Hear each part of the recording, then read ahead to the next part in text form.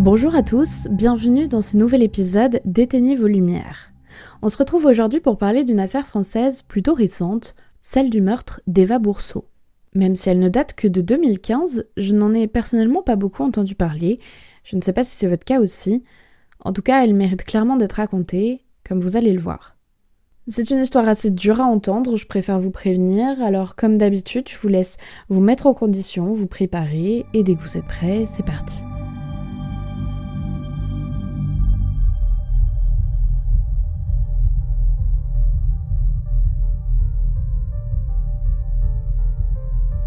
Nous sommes le 30 juillet 2015 à Toulouse. Eva Bourseau, une jeune étudiante de 23 ans, ne répond plus au téléphone. Ses amis s'inquiètent. Ils remarquent aussi qu'elle n'est plus en ligne sur Facebook depuis plusieurs jours, ce qui est totalement anormal. Sa mère, qui n'arrive pas à la joindre non plus, ne panique pas tout de suite, parce qu'elles se sont disputées lors de leur dernier appel. Elle pense donc que sa fille lui fait la tête. Une des amies d'Eva décide quand même d'aller chez elle pour vérifier si tout va bien. Elle sonne pendant de longues minutes, mais pas de réponse. Elle décide d'attendre encore quelques jours, en se disant qu'Eva va bien finir par lui écrire. Mais au bout d'une semaine sans nouvelles, elle prévient la famille d'Eva. Sa mère, désormais très inquiète, prend le premier train pour Toulouse. Le 3 août au soir, elle fait appel aux pompiers, qui utilisent une échelle pour rentrer dans l'appartement depuis la fenêtre. Lorsqu'ils pénètrent à l'intérieur, ils comprennent tout de suite que c'est trop tard et empêchent la mère d'Eva d'entrer. La police arrive rapidement sur les lieux, accompagnée d'un médecin légiste. L'appartement d'Eva est un T2 étudiant, pas très grand, mais avec une chambre séparée. Et c'est justement dans cette chambre que la police dit avoir trouvé le corps. Ce qui surprend le légiste, quand il entre dans l'appartement, c'est l'odeur. Lui qui est habitué à examiner des cadavres en putréfaction est très étonné. L'odeur est certes bien présente, mais clairement pas aussi intense que ce à quoi il pourrait s'attendre. Pendant que la police fait les premiers prélèvements, il observe les lieux. Les affaires d'Eva sont dans des grands sacs poubelles, 12 au total, comme si elle allait déménager.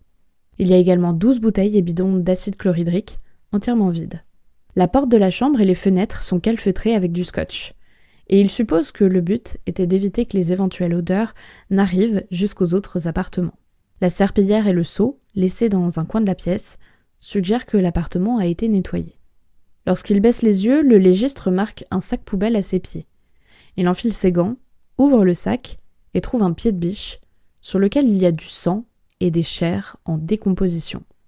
Il avertit ses collègues. « Mettez ça sous scellé, c'est peut-être l'arme du crime. » Puis, les enquêteurs le conduisent dans la chambre, vers une caisse en plastique pas bien grande. Sur le couvercle sont posés un désodorisant et un produit pour repousser les insectes. Une fois les prélèvements effectués, le légiste est enfin autorisé à examiner le corps. Il soulève le couvercle de la boîte et voit ce qui deviendra l'une des images les plus terribles de sa carrière. Un corps de femme, replié en position fétale, qui baigne dans une sorte de liquide. Le corps est comme comprimé pour rentrer dans une si petite caisse, et il remarque immédiatement qu'il manque des lambeaux de chair et d'os à plusieurs endroits, comme si on avait découpé des morceaux à coups de machette. Le liquide indéterminé est prélevé et conservé pour effectuer des analyses plus poussées. Pour éviter d'abîmer davantage le corps, le légiste demande à ce qu'il soit transporté directement dans la boîte jusqu'à l'institut médico-légal où il pourra enfin procéder à l'autopsie. Mais avant ça, il doit absolument essayer de trouver un signe distinctif, quelque chose pour identifier le corps dont le visage est méconnaissable. Et c'est grâce à un petit tatouage de chauve-souris qu'il détermine finalement qu'il s'agit bien d'Eva Bourseau. Le lendemain, le véritable travail du légiste commence. Il doit maintenant procéder à l'autopsie. Il constate tout de suite que le corps est particulièrement dégradé. Un bras a presque disparu ou fondu. Les chairs se détachent comme si elles avaient été bouillies. Les os sont friables. Il comprend qu'Eva a probablement été plongée dans de l'acide chlorhydrique et que ce qu'il avait pris pour des coups de machette sont en fait les zones où l'acide a rongé les chairs. Même si le corps est en très mauvais état, il constate quand même beaucoup de lésions et d'échymoses qui montrent que la victime a été frappée et qu'elle a cherché à se défendre. Le nez est cassé et le crâne présente plusieurs blessures qui semblent correspondre aux pieds de biche retrouvés dans le sac poubelle. Pour la famille de la jeune femme, c'est extrêmement violent. Le corps d'Eva est si abîmé qu'ils ne peuvent pas la voir. C'est donc à un corps recouvert par une bâche qu'ils devront faire leurs adieux. Eva Bourseau avait 23 ans au moment de son meurtre.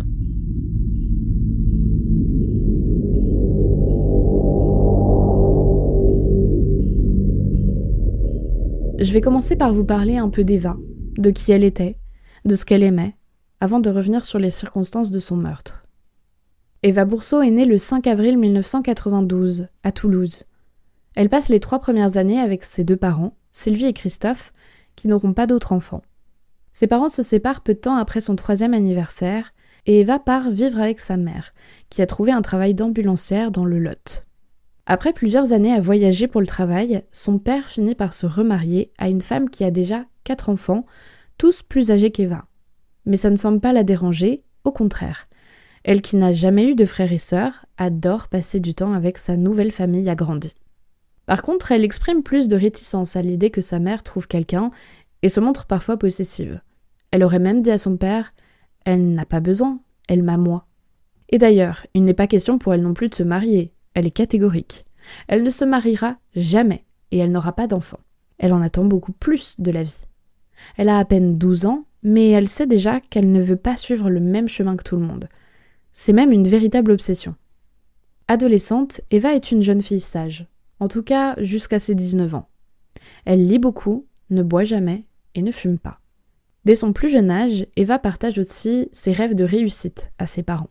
Quand ils lui demandent ce qu'elle aimerait faire plus tard, elle répond « femme d'affaires ». D'après son père, Eva était très attirée par l'argent et pour lui, il se peut que cela ait joué un rôle dans la suite des événements. Elle décroche son bac en 2011 et s'inscrit en licence de japonais à l'université de Toulouse, mais ne réussit pas son année. Elle ne se laisse pas abattre pour autant et décroche un job de vendeuse de revues en porte-à-porte, mais déchante très vite. Ses employeurs profitent d'elle et la jeune femme vit très mal cette situation. Elle s'éloigne de sa famille, semble traverser une période difficile, mais refuse qu'on l'aide. Elle finit quand même par se réinscrire en histoire de l'art à Toulouse, et c'est là qu'elle commence à sortir, à se faire des amis, et à faire la fête. Elle qui avait toujours été très sage, rejoint même l'association des Faluchards, une organisation étudiante à l'origine de fêtes, mais aussi de bizutage. Elle entre dans l'univers des soirées techno, et commence à fumer des joints, et à prendre pas mal d'autres drogues. MDMA, speed, LSD. Et puis rappelez-vous, Eva a toujours voulu gagner beaucoup d'argent, être une femme d'affaires. Ses rêves de grandeur la rattrapent. Alors, elle commence à dealer pour se faire de l'argent et satisfaire ses envies de voyage et de luxe. Petit à petit, elle économise de l'argent en liquide qu'elle cache derrière son lit. À partir de 2014, Eva arrête totalement d'aller en cours et semble aussi sombrer dans une forme de solitude. Elle s'éloigne de ses amis de longue date et le déménagement dans le sud-est de sa meilleure amie, qu'elle avait rencontrée pendant ses études d'histoire de l'art, la fait beaucoup souffrir. Environ 3 mois avant son meurtre, elle passe sa journée d'anniversaire toute seule. Elle a d'ailleurs fait un tatouage pour célébrer cette journée de merde, comme elle l'a dit elle-même. Pourtant, elle essaye depuis quelques semaines de reconnecter avec sa famille et ses anciens amis. Elle évoque l'envie de se reprendre en main, de reprendre ses études, de s'éloigner du milieu de la nuit. Son historique internet le montre également. Elle consulte même des sites de centres de désintoxication. Mais il est difficile de s'éloigner de la vie dans laquelle elle a plongé et certains problèmes semblent la rattraper. Des SMS retrouvés dans son téléphone montrent qu'elle ne se sentait pas en sécurité. « Je suis dans la merde car des clients me doivent 5 000 €. Taha, il y a des sales histoires. Bref, ça me fait bader. » Le soir de sa mort, elle évoque même une visite du dénommé Taha, précédemment cité dans un autre SMS.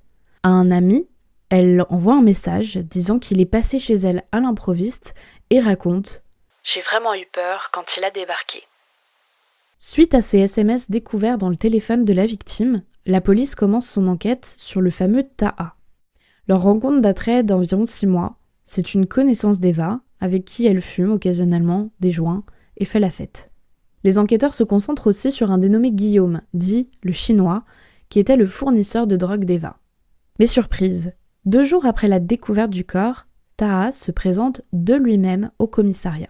Il dit détenir des informations capitales concernant le décès d'Eva. Comme il est déjà suspecté, les gendarmes le placent tout de suite en garde à vue. Lui, à ce moment, est un peu stressé mais souriant, selon les propos de son avocate commise d'office. Taha Amrani Alaoui est né le 31 octobre 1993. Lorsqu'il se présente au commissariat, il a donc 23 ans. C'est un jeune homme inconnu des services de police, d'origine marocaine, qui est arrivé depuis environ 1 an et demi en France pour intégrer une prépa d'ingénieur réputée à Toulouse. C'est un garçon décrit comme brillant, il a obtenu au Maroc son bac en sciences mathématiques avec une mention très bien et a failli entrer à Polytechnique. Il est également issu d'une famille considérée comme noble au Maroc, dans la lignée royale éloignée. Bref, c'est pas le profil habituel de ceux qui se retrouvent généralement en interrogatoire pour une affaire de meurtre aussi sordide. Et donc, Taha, qui s'est présenté spontanément au commissariat, je vous le rappelle, livre sa version des faits. Il affirme n'y être pour rien dans le meurtre d'Eva Bourseau, mais par contre, avoir été impliqué dans la suite des événements, c'est-à-dire avoir participé à la tentative de faire disparaître le corps. Il dit que le tueur, c'est son ami, Zakaria Banouni, et il raconte ce qui s'est passé. Zakaria et Eva auraient eu une dispute, car la jeune femme ne remboursait pas une dette de drogue d'un montant de 6 000 € et la situation aurait ensuite dégénéré. Taha indique également aux policiers que ce serait Guillaume, le Chinois, qui a commandité le meurtre. Zakaria se serait donc soumis aux ordres, et puis comme je vous l'ai dit, la dispute aurait dérapé, et paniqué, il aurait ensuite fait appel à Taha pour l'aider à masquer les preuves. Taha étant très proche de Zach, il aurait accepté de lui prêter main forte pour effacer toutes les preuves. Leur plan est alors de faire croire qu'Eva a fait une fugue. Dans les jours qui suivent l'homicide involontaire, il commence à mettre les affaires de la victime dans des sacs poubelles et s'occupe, dès le début, à en sortir au compte-gouttes pour vider l'appartement, comme on peut le voir notamment sur des caméras de surveillance où on voit les 2 jeunes hommes en train de jeter des sacs dans les poubelles de l'immeuble. C'est même Taha qui propose à Zakaria de s'inspirer d'une scène de la série Breaking Bad pour faire disparaître le corps d'Eva en achetant une caisse en plastique et de l'acide chlorhydrique.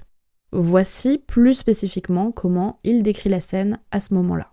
Dans la nuit du dimanche 26 au lundi 27 juillet 2015, vers 3 ou 4 heures du matin, il est revenu chez moi et il m'a dit exactement « Mec, j'ai fait de la merde ». Je lui ai dit « Comment ça ?» Et il m'a répondu « Mec, j'ai vraiment fait de la merde, je crois que j'ai tué Eva, est-ce que tu peux venir voir avec moi ?» J'y suis allée vers 4 ou 5 heures du matin et là, ça a été le choc. Eva était par terre, complètement défoncée, c'est-à-dire qu'il lui avait pété la gueule. On voyait qu'elle avait reçu des coups.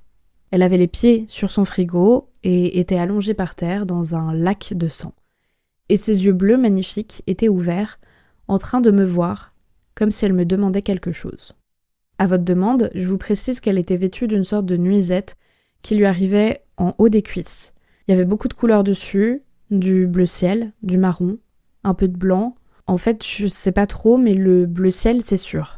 J'ai dû m'asseoir, j'ai vomi par terre, et même dans tout l'immeuble, dans les escaliers, dans l'entrée de l'immeuble. On a dû rester 1 heure sur place, et c'est là que Zach a commencé à me supplier de trouver une solution pour ce qu'il avait fait. Je lui ai dit que je devais réfléchir.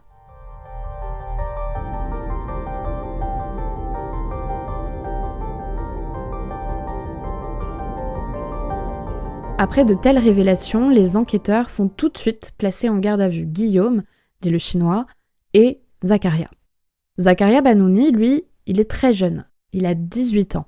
Et son profil est, là encore, étonnant, car son casier judiciaire est vierge, et puis il est aussi considéré comme brillant dans ses études. Il suit d'ailleurs des cours dans une fac de mathématiques à Toulouse, après avoir obtenu une mention bien à son bac scientifique. Lui aussi est issu d'une famille marocaine, mais par contre il est d'origine plutôt modeste, et il est né en France. Lorsque les 2 jeunes hommes se rencontrent, c'est le début d'une spirale infernale. Taha n'a pas vraiment d'amis. Zach vient avec les siens, des copains de Fermat. Là, ils apprennent à se connaître, ils ne se quittent plus. Zakaria vient d'abord dormir chez Taha à l'occasion pour réviser ou préparer des examens, mais il habite toujours chez ses parents. Il finit par s'installer pour de bon chez Taha et rentre moins dans sa famille à Saint-Jory. Taha appelle Zach mon petit frère, Zach appelle Taha mon grand frère. Taha paye le loyer, les courses et les drogues, et l'initie Zakaria aux champignons hallucinogènes, au LSD, au speed et à la MDMA. Il achète les produits à Guillaume, dit le Chinois, rencontré une nuit sur le parking de l'Inox. Mais problème, en garde à vue, les deux versions données par Taha et Zakaria ne correspondent pas. En interrogatoire, Zakaria reconnaît les faits. Il raconte avoir rencontré Eva par le biais de Taha. Ce soir-là, lui et Taha se seraient rendus chez elle en pensant qu'elle serait absente pour la cambrioler, mais malheureusement, elle était chez elle. Zakaria explique qu'il a frappé Eva dès qu'elle a ouvert la porte avec un poing américain, à plusieurs reprises, avant que Taha prenne la relève avec un pied de biche pour qu'elle leur dise où elle cachait son argent. Et puis tout à coup, ils auraient finalement vu qu'elle ne respirait plus. Quant au Chinois, Guillaume, c'est un jeune homme de 23 ans qui n'a pas de casier judiciaire, lui non plus. Son profil ne correspond pas à celui qu'ont tenté de dépeindre les deux autres suspects, celui du gros dealer dangereux à la tête d'un réseau de trafiquants de drogue. En interrogatoire, Guillaume nie toute implication. Il admet avoir mis en place un petit trafic de drogue qu'il achetait sur le darknet, mais c'est tout. Au bout de 36 heures de garde à vue et de plusieurs interrogatoires, Taha Amrani Alaoui reconnaît qu'il était effectivement avec Zakaria depuis le début de l'agression. Leurs versions se rejoignent enfin, mais aucun des deux ne reconnaît être celui qui a tué Eva. Chacun rejette la faute sur l'autre. 2 mois après leur arrestation, la juge convoque Taha et Zakaria, qui vont lui faire une révélation surprenante. Ils reconnaissent avoir tué Eva après un cambriolage qui aurait dérapé, mais cette fois, ils innocentent Guillaume. Une dizaine de jours avant le meurtre, ils auraient appris qu'Eva lui devait de l'argent, qu'elle devait lui rendre à telle date. C'est comme ça qu'ils ont su qu'elle devait avoir du liquide caché chez elle. Mais ils ne reviennent pas sur le reste, et s'accrochent à leurs versions respectives. Ils s'accusent mutuellement d'avoir porté le coup fatal. Du coup, environ 1 an après le meurtre, la juge d'instruction en charge du dossier décide d'organiser une reconstitution pour essayer d'y voir un peu plus clair et de mettre les versions de Zach et Taha à l'épreuve. Dans l'appartement, l'atmosphère est lourde. La vaisselle est toujours dans l'évier, les photos sont encore affichées au mur. C'est comme si le temps s'était figé. Mais les accusés ne semblent pas perturbés pour autant. Ils ne manifestent aucune émotion. Le scénario du meurtre se précise, et les accusés livrent une version détaillée du déroulé de la soirée. Ils seraient arrivés aux alentours d'1h30 du matin, chez Eva. Ils auraient tous pris de la drogue, ensemble, jusqu'à 4h du matin, et puis Taha et Zach seraient partis. Mais arrivés en bas, ils s'en veulent. Aucun des deux n'a eu le courage de forcer Eva à leur donner l'argent. Alors ils sonnent, utilisent un prétexte, l'un d'eux aurait oublié ses clés, ils remontent, et lorsqu'Eva, déjà en chemise de nuit, leur ouvre la porte à nouveau, Zach lui assène un violent coup de poing américain en plein visage. La jeune femme cherche à fuir, mais il s'acharne jusqu'à ce qu'elle s'effondre, inconsciente. Et c'est pendant cette reconstitution que Taha avoue enfin qu'il est le dernier à avoir frappé Eva à coups de pied de biche. Jusqu'à présent, aucun des deux n'avait reconnu être l'auteur du coup fatal, responsable du meurtre d'Eva. Taha, en colère parce qu'il n'arrivait pas à trouver l'argent, aurait frappé Eva 6 fois au visage avec le pied de biche, avant de finalement trouver les billets cachés derrière le canapé. Et là, les deux se mettent à les compter, à quelques mètres seulement du corps de la jeune femme. Un détail glaçant qui n'avait, lui non plus, pas été partagé par les accusés. La reconstitution se termine par Taha et Zach qui montrent de quelle manière ils ont plongé Eva dans l'acide chlorhydrique. Une scène particulièrement difficile à vivre pour toutes les personnes présentes dans l'appartement ce jour-là. Le procès de Taha Amrani Alaoui et de Zakaria Banouni s'ouvre le 10 décembre 2018 à la cour d'assises de Toulouse. Ce qui saute d'abord aux yeux des membres de la famille d'Eva présents dans la salle, c'est qu'aucun des deux ne semble manifester de remords. Ils sont tous deux aussi froids et absents que lors de la reconstitution. Ils ne montrent aucune émotion. Par contre, il y a un gros décalage entre les deux attitudes adoptées par les coupables. Taha semble très sûr de lui, fier. Il soutient le regard de tout le monde. Il est très factuel, très scientifique dans ce qu'il dit. Zakaria, lui, fixe le sol. Il porte une chemise blanche, repassée avec soin, il a la tête baissée et semble tout mettre en œuvre pour se faire discret. Mais pour l'avocate de la famille d'Eva Bourseau, c'est une stratégie pour appuyer sa défense, qui s'axe autour du fait qu'il n'aurait fait que suivre Taha, ce qui ne colle pas spécialement avec le déroulé des événements. C'est bien Zach qui a donné le premier coup avec le poing américain. C'est lui qui va chercher l'acide pour dissoudre le corps d'Eva. Et pour l'avocate, il n'est clairement pas moins coupable que Taha. D'ailleurs, les propos du médecin légiste vont dans ce sens-là, puisqu'il revient sur ses premières constatations et affirme désormais que la mort d'Eva n'a pas été causée par les coups du pied de biche de Taha.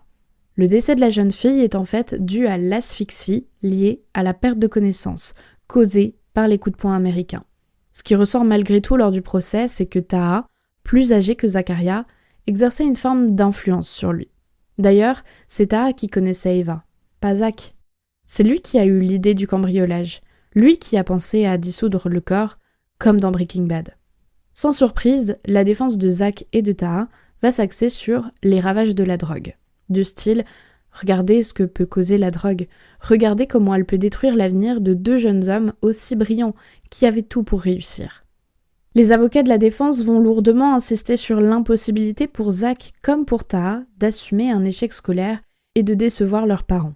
La drogue aurait été une sorte d'échappatoire pour éviter d'affronter leurs échecs et ils se seraient laissés engloutir par les substances au point de ne vivre que pour ça.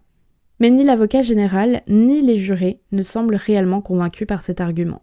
Après environ 2 semaines de procès et au terme d'un délibéré de seulement 4 heures, le verdict tombe, 25 ans de réclusion criminelle pour Zakaria Banouni et 30 ans pour Taha Mrani Alaoui. Ils n'ont pas fait appel de cette condamnation. Maintenant, essayons de creuser un peu plus le profil des deux meurtriers. La première chose qui ressort dans ce dossier, c'est combien tous les proches de Zakaria et Taha se disent très surpris et sont dans l'incompréhension de leurs gestes. Les gens qui le connaissaient pensaient tous qu'ils avaient tout pour réussir. Le tuteur de Zach, par exemple, ne comprend pas quand il apprend la nouvelle. Il va d'ailleurs aller le voir en prison à de très nombreuses reprises. Et même le procureur, lors du premier procès pour trafic de stupéfiants, déclare « Ce ne sont pas des jeunes gens perdus, désociabilisés, sans encadrement ni rien. Ce n'est pas vrai. Ils sont soutenus et aimés. Ce ne sont pas les personnes que l'on a l'habitude de croiser dans les box. » Bref, personne n'a rien vu venir et on cherche désespérément des explications.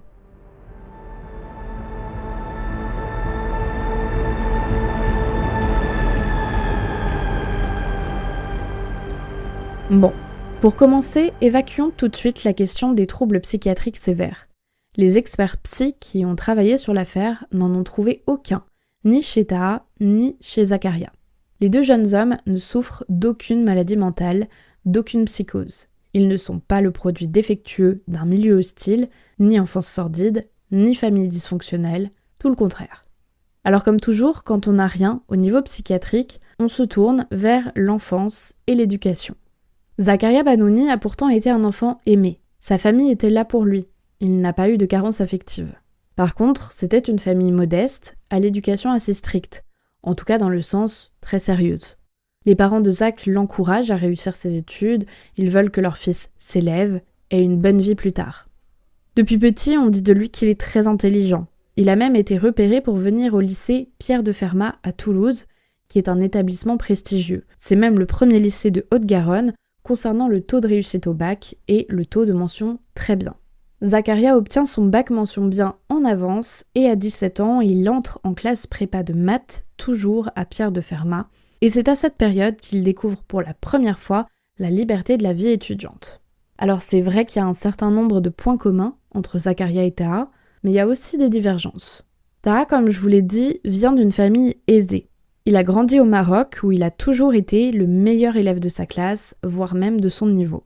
Ses camarades étaient admiratifs de lui. Pour lui, tout est facile, il n'a même pas vraiment besoin de travailler. Il est souvent décrit comme orgueilleux, arrogant, avec un ego surdimensionné et une estime de lui trop élevée. Arrivé en France pour poursuivre ses études après son bac, Taha est très seul. Contrairement à Zakaria, il a peu d'amis. Et contrairement à Zach aussi, il aime l'esprit de compétition de la prépa, car il a envie d'être au-dessus des autres. Sauf qu'en études sup, ça ne se passe pas bien, ni pour Taha, ni pour Zakaria. Tous les deux ont du mal, échouent, parce que la réalité des classes prépa, c'est souvent ça. Des très bons élèves se prennent pour la première fois de leur vie des notes du style 5, 6, voire moins, et ça les mine complètement parce qu'ils passent leur temps à travailler pour obtenir des résultats pareils. La prépa, c'est vraiment quelque chose d'ultra violent. C'est à cette période que les deux jeunes hommes se rencontrent. Ils partagent un joint lors d'une pause à la bibliothèque et ça accroche tout de suite entre eux. En beaucoup de points, ils se ressemblent, ils ont les mêmes origines, la même passion pour les maths, sauf qu'au lieu de s'entraîner dans un cercle vertueux, c'est tout le contraire qui se produit. Taha fait découvrir les drogues de synthèse à Zakaria et à partir de là, c'est la dégringolade. Leur consommation va très vite au-delà du récréatif. C'est pas une fois de temps en temps dans un contexte de soirée, non, c'est vraiment tous les jours, dès le réveil, des mélanges de plusieurs substances. Bref, ils tombent très vite dans l'addiction. L'un des experts psychiatres lors du procès dira à ce sujet « Vendre, acheter, avaler, c'est un comportement boulimique, une consommation orale. Jamais ils ne se sont piqués. C'est la consommation la plus primitive, avalée pour combler un vide. » Et tout ça, ça a un coût. Alors assez peu de temps après leur rencontre, les deux amis se mettent à dealer de la drogue qu'ils se procurent auprès du Chinois ou en passant directement commande via le Darknet. Ils se retrouvent aussi à vivre en coloc dans un appartement absolument insalubre. Leur rythme de vie est complètement décalé, ils se lèvent en milieu d'après-midi, ils se droguent, l'appartement est très en désordre et sale, il y a de la drogue partout. Les amis de Zakaria prennent peur, ils le sentent sur une pente glissante, mais ne savent pas quoi faire pour le récupérer. Au bout de quelques mois, les deux garçons sont tout simplement méconnaissables. Leurs proches disent qu'ils ne les reconnaissent pas, ils sont amaigris, ils ont le teint vert ou gris, et dans leur comportement, ce sont des zombies. Alors oui, clairement, les drogues font partie du problème. Elles sont un des facteurs qui ont probablement amené les deux jeunes hommes jusqu'à leur horrible passage à l'acte. Mais un certain nombre d'autres causes ont été citées. Certaines sont, à mon sens, plus cohérentes que d'autres. Les avocats des deux meurtriers vont par exemple pointer du doigt les séries violentes que regardaient Zakaria et Taha, comme Breaking Bad ou Narcos, car selon eux, ces séries présentent des criminels, des dangereux narcotrafiquants, comme des héros. Clairement, je ne sais pas si les avocats en question ont vu ces séries parce que ce n'est pas du tout le message qui est derrière, au contraire. Pour moi, les séries n'ont franchement pas dû jouer un rôle majeur dans tout ce qui s'est passé. Ce qui est plus intéressant par contre, c'est qu'en fouillant dans le passé de Zakaria, on trouve deux traumas qui peuvent l'avoir fait basculer dans un état dépressif qui a lui-même ensuite pu entraîner sa chute dans la drogue. En 2013, presque coup sur coup, Zakaria vit deux chocs violents. Le 23 mars 2013, la mère de sa meilleure amie, à laquelle ils allaient rendre régulièrement visite, décède des suites d'un cancer généralisé. Ce décès brutal est vécu par Zach comme une injustice qui lui est très difficile d'accepter. Puis le 8 avril 2013, un de ses amis et camarades de classe de terminale se suicide. C'était apparemment un jeune homme qui rêvait lui aussi d'aller en prépa de maths, mais qui avait des difficultés en cours. Un soir, la veille d'un examen, il aurait appelé Zach en panique car il avait perdu sa calculatrice et donc il aurait demandé à Zach de la lui prêter pour le contrôle. Zakaria lui aurait répondu non pour lui faire une blague, mais en réalité, il s'était arrangé pour en récupérer une deuxième et pensait faire cette surprise à son ami le lendemain, juste avant l'interro. Sauf que le lendemain, son ami n'est pas venu au lycée. Il s'était suicidé pendant la nuit. Suite à ça, Zach semble avoir gardé un énorme sentiment de culpabilité en se disant qu'il était responsable de la mort de son camarade, alors qu'en réalité non, il y avait malheureusement bien plus que ça qui l'avait poussé à sauter la vie. Bien entendu, je ne vous parle pas de ces événements pour excuser quoi que ce soit, je vous donne juste ces éléments parce que je pense qu'ils nous permettent d'un petit peu mieux comprendre certaines fragilités. Et comme vous le savez, c'est souvent une accumulation de tout un tas de facteurs qui amènent au passage à l'acte.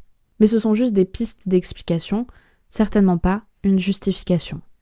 Ensuite, du côté de Taha, on n'a pas beaucoup d'informations. Mais il y a une hypothèse qui a été évoquée par un expert psychiatre au moment du procès qui est intéressante.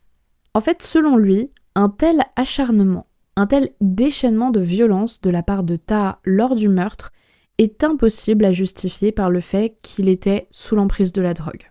Lui avance la théorie de la frustration sexuelle. Parce qu'en fait, c'est un petit peu flou, mais certaines personnes ont raconté que Taha et Eva avaient déjà eu des relations sexuelles. D'autres ont dit que Taha aurait essayé de lui faire des avances et qu'elle les avait repoussées. Tout ça, c'est pas hyper clair, mais ce qui semble quand même assez admis, c'est que Taha avait une sorte d'obsession pour Eva. La petite amie de Taha, à l'époque, a carrément déclaré que, à ce moment-là, elle avait pas mal de doutes qui allaient dans ce sens-là. Elle dit par exemple « Taha n'arrêtait pas de me parler d'Eva, je pensais même qu'il était amoureux d'elle. » Et du coup, ça ne semble pas incohérent d'imaginer qu'en effet, à la base, Zach et Taha seraient venus pour un mobile financier, avec l'intention d'intimider, voire d'agresser physiquement Eva pour obtenir l'argent, mais sans la tuer, et qu'au moment où elle tombe au sol, après les coups portés par Zakaria avec le poing américain, quand Taha se jette sur elle et s'acharne sur elle avec le pied de biche, là, le mobile serait beaucoup plus personnel. Je ne dis pas que c'est sûr que c'est ce qui s'est passé, je n'ai pas de pouvoir de voyance, mais c'est vraiment plausible. Et puis j'ai pas trop envie d'entrer dans certains détails affreux pour rien, mais je sais que Taha a souvent parlé, après son arrestation, du fait qu'il était hanté par le regard d'Eva. Il avait d'ailleurs donné un papier à sa petite amie le matin avant d'aller faire ses aveux au commissariat, sur lequel il avait écrit « J'ai vu ses yeux d'un bleu magnifique fumer, se décomposer, il sortait de son crâne ». Et plus tard, il a répété aux policiers qui lui ont demandé pourquoi il avait donné ce mot à sa copine. Il fallait que j'écrive « J'étais obsédée par les yeux bleus dans la caisse ».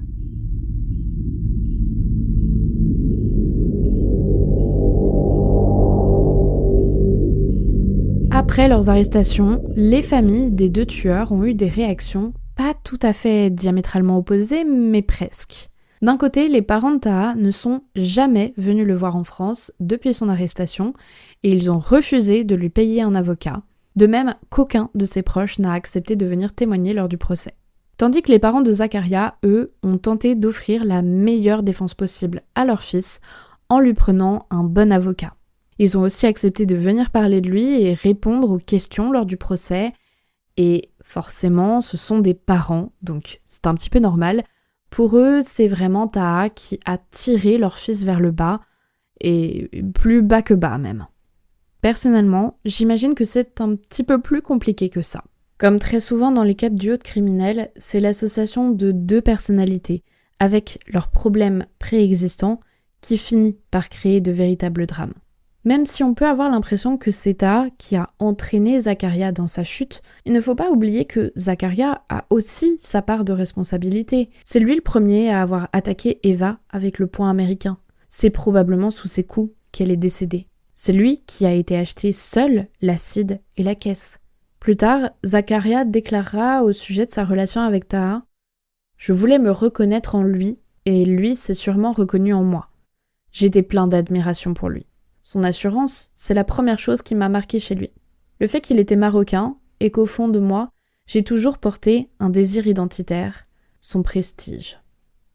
Quant à Taha, lui va commenter cette relation d'une manière assez brève, concise. J'ai été une mauvaise rencontre pour Zach, et lui a été une mauvaise rencontre pour moi. Je vais être très claire là-dessus. Mais, vous savez quoi ?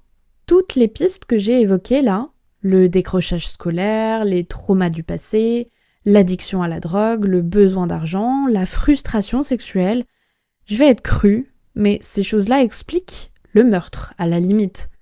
Mais pas tout ce qui a suivi. Pas le fait de revenir chaque jour pendant une semaine pour rajouter de l'acide dans la caisse. Pas toutes les horreurs qui ont été faites dans cet appartement et que je n'ai même plus envie de répéter. Là, c'est complètement au-delà de tout ce qu'on peut comprendre dans le mobile. Là, on touche les limites de la compréhension. Et on ne voit plus qu'une chose, difficile à expliquer rationnellement, un profond manque d'empathie. Une déconnexion totale du fait que la victime, avant d'être un corps dont on doit se débarrasser, c'est avant tout un être humain. Et ça, je ne sais pas si un jour on parviendra à mettre le doigt dessus. En vrai, ce qui fait qu'heureusement que la plupart des gens qui se disent « Oh, j'ai vraiment envie de le tuer », ne le font pas. Parce qu'il y a la peur des conséquences, c'est sûr, mais pas seulement. Il y a des choses en nous, j'ai pas envie de parler de bien ou de mal, mais vous savez, quelque chose qui nous retient, qui fait que cette personne, même si on la hait profondément, on ne pourrait pas lui faire ça. On ne pourrait pas faire ça à ses parents, à ses enfants, à ses amis, à ses frères et sœurs, à son conjoint. Non! Et même si on tuait par accident, ou dans une perte de contrôle, peut-être qu'on envisagerait de sauver notre peau, peut-être que, oui, on tenterait de s'enfuir, mais pas de faire ce qu'ils ont fait à Eva. Ça dépasse l'entendement. Vraiment.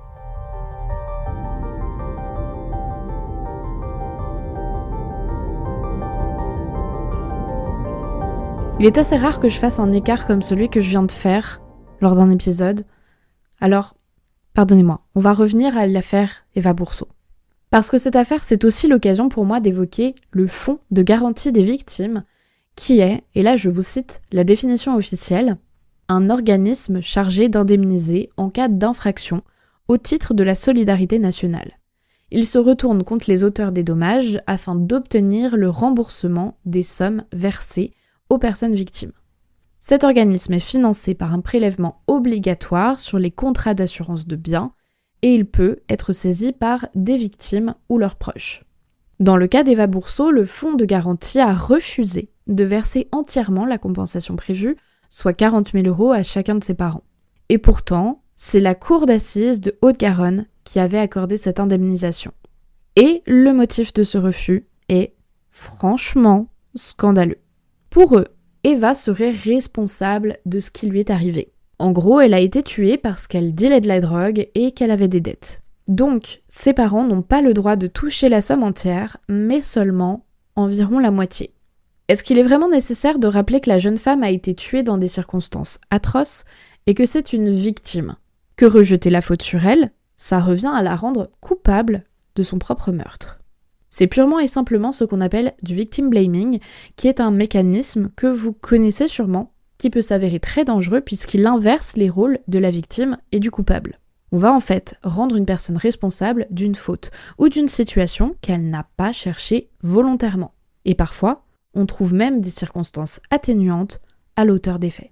Dans le cas d'Eva, par exemple, on sous-entend que c'est parce qu'elle vendait de la drogue qu'elle a été tuée et que, d'une certaine manière, elle l'a cherchée. Et en faisant ça, on atténue clairement la responsabilité des agresseurs.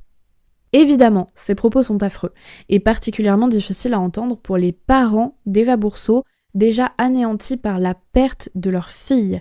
Déjà que depuis le début de cette affaire, il y a tout un phénomène qui a conduit la plupart des journalistes à présenter hyper rapidement Eva Bourseau comme la victime, une dealeuse toxico, et les meurtriers comme des génies promis à un avenir brillant dont la vie a été gâchée par la drogue.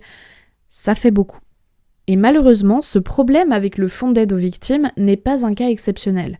C'est arrivé avec plein d'autres cas, par exemple en 2013 au Mans. Une jeune femme qui avait été défenestrée par son compagnon violent et rendue paraplégique suite à cette chute, n'a pas eu le droit à l'indemnisation maximale prévue sous prétexte qu'elle n'aurait pas dû rentrer chez elle.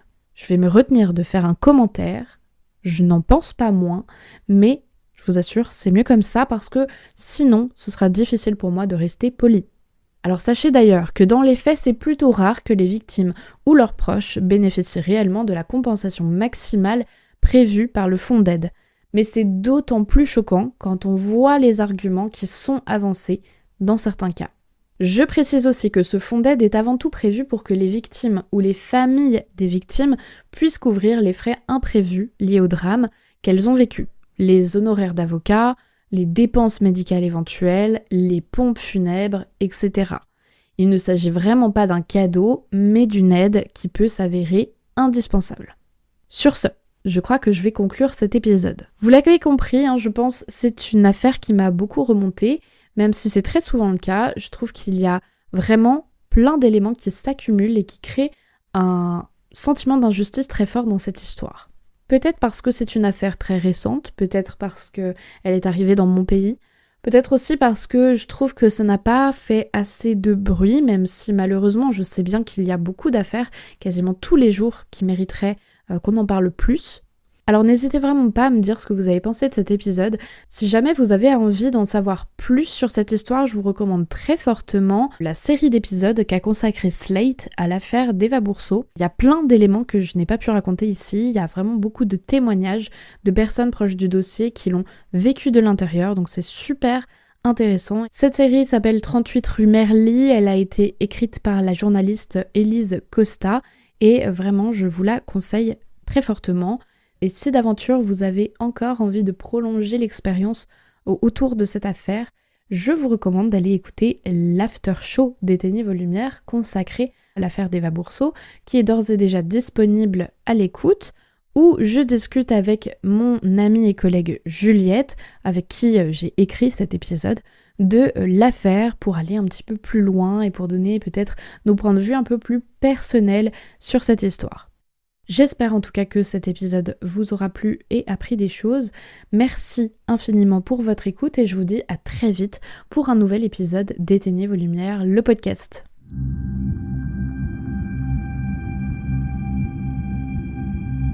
C'était Éteignez vos lumières, un podcast original signé Sonia Liu.